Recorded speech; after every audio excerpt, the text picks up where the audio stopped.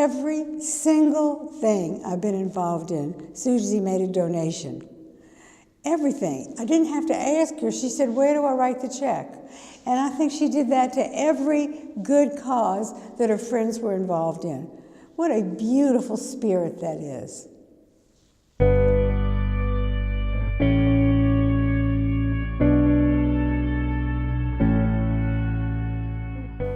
I met Suzy Post 40 years ago.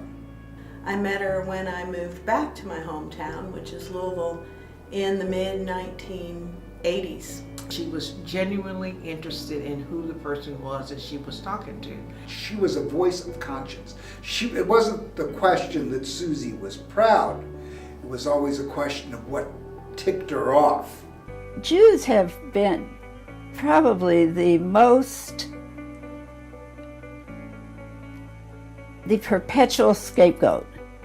I have always felt that Jews in the United States would have been in a much rougher situation if it hadn't been for the population of African Americans who really took the heat.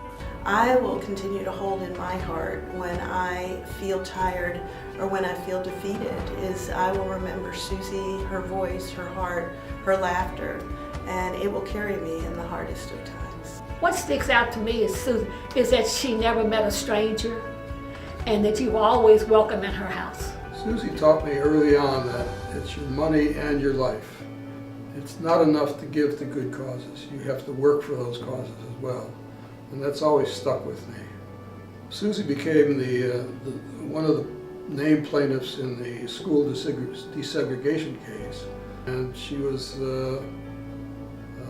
criticized by a lot of people. She would get strange phone calls, some threats, some accusations, scary things. But to her it was more important to do what was right.